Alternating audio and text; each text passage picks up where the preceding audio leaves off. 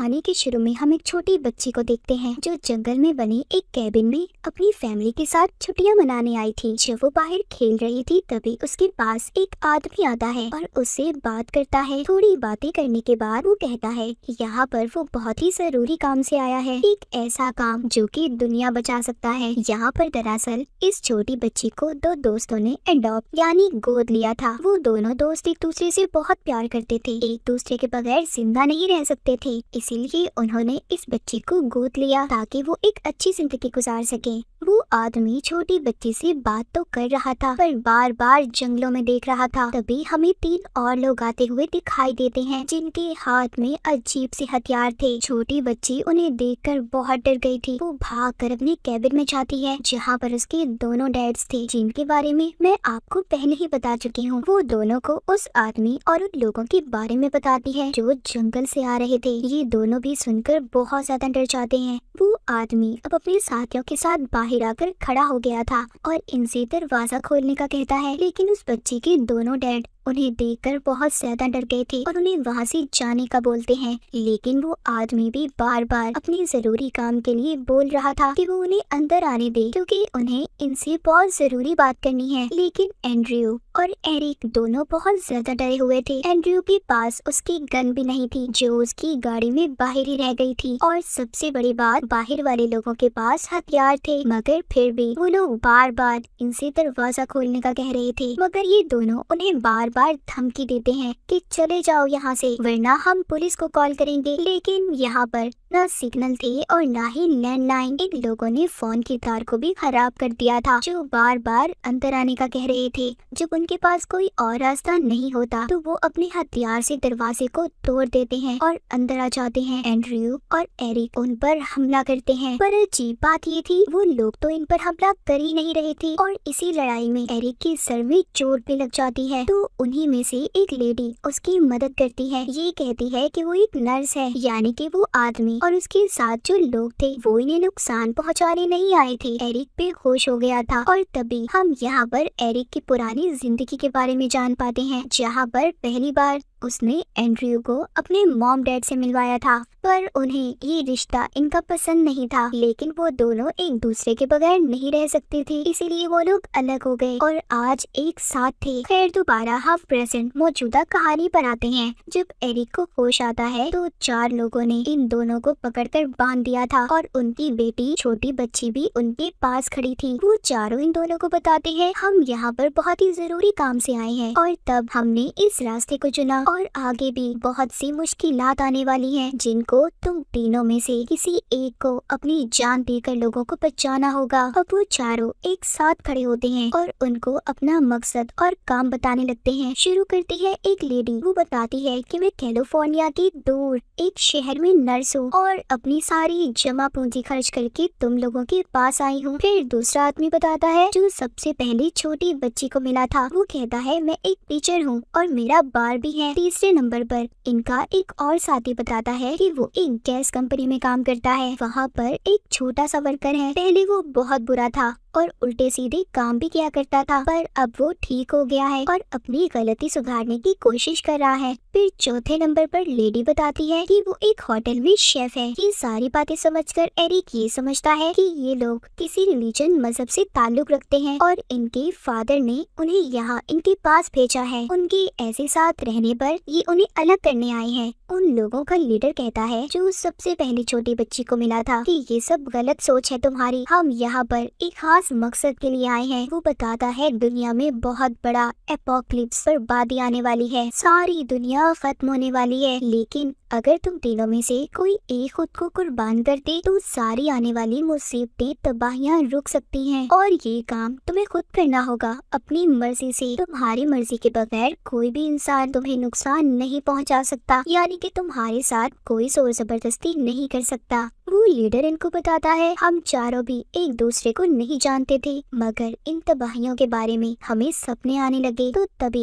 हम चारों मिले क्योंकि हम सबको एक जैसे सपने आ रहे थे। और हाँ, ये बात जान लो, अगर तुम में से किसी एक ने अपनी जान ना दी तो हम चारों तो मर ही जाएंगे, पर साथ साथ सारी दुनिया भी खत्म हो जाएगी और बचोगे तो तुम सिर्फ 3 लोग, जिनमें तुम दोनों और तुम्हारी बेटी होगी। तुम में से किसी एक ने भी अगर खुद को कुर्बान कर दिया तो सारी दुनिया बच जाएगी। वो लीडर आगे ये भी बोलता है सबसे पहले नदियाँ डूबेंगी और पानी दुनिया में तबाही फैला देगा, हर तरफ सैलाब होंगे, उसके बाद एक बीमारी फैलेगी जो लोगों की जान ले लेगी और आखिर में गॉड इस दुनिया को खत्म कर देंगे। पर ये सारी बातें सुनकर एंड्रयू और एरिक इन बातों पर यकीन नहीं करते और अपनी जान को सैक्रिफाइस कुर्बान करने से भी मना कर देते हैं। लीडर कहता है अगर तुमने ऐसा किया तो सारी इंसानियत को इसकी कीमत अदा करनी होगी। फिर उन्हीं का साथी सामने आता है जिसने अपने चेहरे पर सफेद रंग का कपड़ा बांधा हुआ था। वो कहता है एक हिस्सा इंसानियत का जाया हो चुका है और इसी के साथ उसके बाकी साथी उसे खत्म कर देते हैं। ये देखकर एंड्रयू और एरिक बहुत ज्यादा डर गए थे। यहीं पर हमें इन दोनों की पुरानी जिंदगी के बारे में भी दिखाया जाता है, जहाँ पर इन दोनों ने अपनी बेटी को बड़े ही प्यार से गोद लिया था। अब खैर लीडर इनको टीवी दिखाता है जिसमें खबर बताई जा रही थी मुल्कों में बहुत से ज़लज़ले आ रहे थे, बहुत सी जगहों पर सैलाब सुनामी भी आ गई थी, जिस वजह से समंदर किनारे बसने वाले लोगों ने अपनी जान को गवा दिया था। एंड्रयू अभी भी इन बातों पर यकीन नहीं कर रहा था, पर एरिक को थोड़ा थोड़ा यकीन होने लगा था।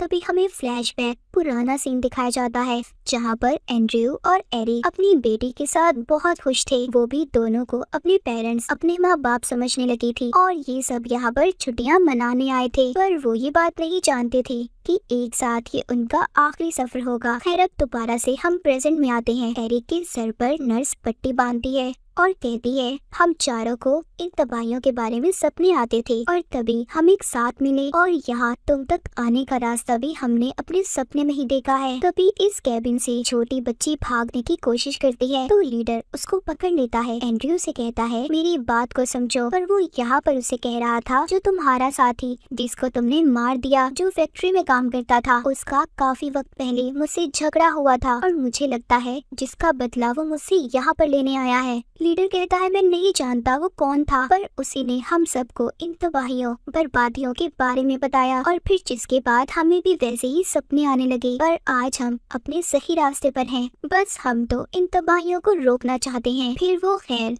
सबको आराम करने का कहता है। तभी वो लेडी छोटी बच्ची को खाना देती है जो शेफ थी, पर छोटी बच्ची चालाकी से एक चाकू एरिक को जाकर देती है और उन लोगों का ध्यान भटकाती है। तभी वो लेडी जो शेफ थी कहती है कि दूसरी तबाही का वक्त आ गया है, मैं अपने बच्चे को बचाना चाहती हूँ जिसको मेरे सपने में बार बार मरते देखा है। तुम लोग मान जाओ हमारी बात। पर अभी भी दोनों इनकी बात नहीं मानते। फिर उस लेडी को मार दिया जाता है, जिसका मतलब साफ था कि उसकी फैमिली खत्म हो चुकी थी, वो भी अब जिंदा रहना नहीं चाहती थी। लीडर उसकी लाश को बाहर रख देता है। फिर जिसके बाद ये दोबारा से टीवी देखते हैं जिसमें बताया जा रहा था कि एक बहुत बड़ी बीमारी फैल रही है, जहाँ बहुत से इलाकों में इस बीमारी से बहुत से लोग मर चुके थे। इनका एक और सपना सच हो चुका था। एंड्रयू यहाँ पर कहता है कि ये सारी पुरानी खबरें हैं, ये लोग झूठ बोल रहे हैं, ये खबरें ये पहले ही जानते हैं क्या होने वाला है और क्या होगा। पर एरिक को इनकी बातों पर थोड़ा थोड़ा यकीन होने लगा था, क्योंकि उसने पहले जिस आदमी को मरते हुए देखा था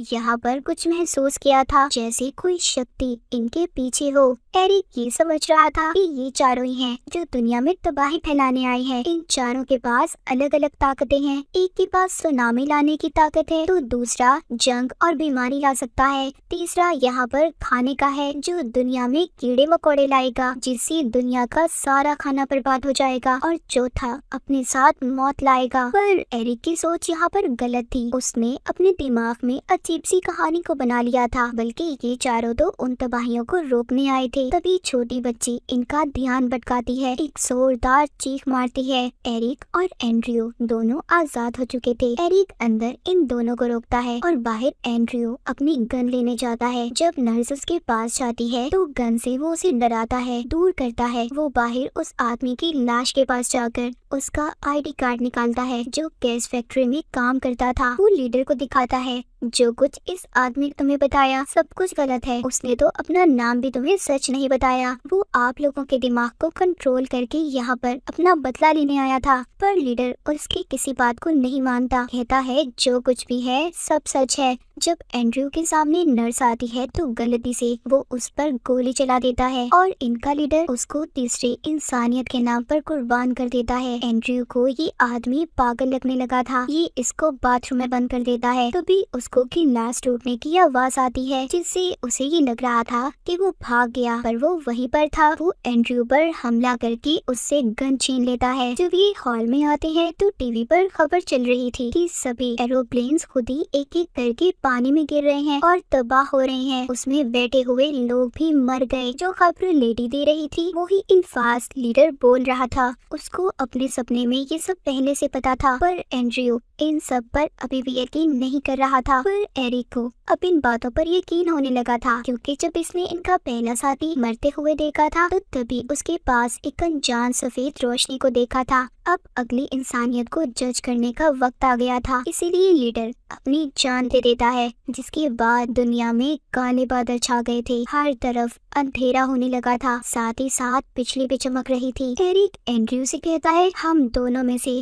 किसी एक को कुर्बानी देनी होगी, हम में से किसी एक को अपनी जान देनी होगी। वो चारों यहाँ पर हमारे पास इसलिए आए थे, हमें एक मैसेज देने, हमें इंसानियत को बचाना होगा। उन चारों ने हमें अलग अलग सबक दिया। सबसे पहले ने हमें नफरतों को कैसे खत्म करना है, दूसरे ने लोगों की परवाह करना, उनका ख्याल रखना, जबकि तीसरे ने लोगों को बचाने का मैसेज, और चौथे ने हमें इन सब बातों के बारे में बताया। एंड्रयू कहता है इस काम के लिए हम ही क्यों चुने गए। एरिक कहता है इसकी वजह ये है हम तीनों का बेपनाह प्यार, और मैं चाहता हूँ कि तुम हमारी बेटी को अच्छे से पाल पोस कर बड़ा करो, इसीलिए मैंने खुद को कुर्बान करने का फैसला किया है। और ये कहकर एरिक एंड्रयू से खुद को गोली मरवा लेता है। एरिक अब मर चुका था। एंड्रयू अपनी बेटी को लेकर कैबिन से बाहर आता है। कैबिन भी बिजली की वजह से पूरी तरह जल चुका था, यानी कि एरिक की कुर्बानी कबूल कर ली गई थी। थोड़ा दूर जाने पर एंड्रयू को एक गाड़ी दिखाई देती है जो उन 4 लोगों की थी। उन्होंने ही इनके लिए यहाँ पर छोड़ी थी। जब ये टाउन में आता है तो खबर सुनता है कि एक मिरेकल, एक मौजज़ा हुआ है। सारी तबाहियां खुद ब खुद रुक गई हैं। प्लेन्स जो तबाह हुए थे वो खुद ब खुद ठीक हो गई हैं, और बिजली का गरजना भी बंद हो चुका है। लेकिन जो तबाहियां हो चुकी थी वो नहीं ठीक हुई थी। इनको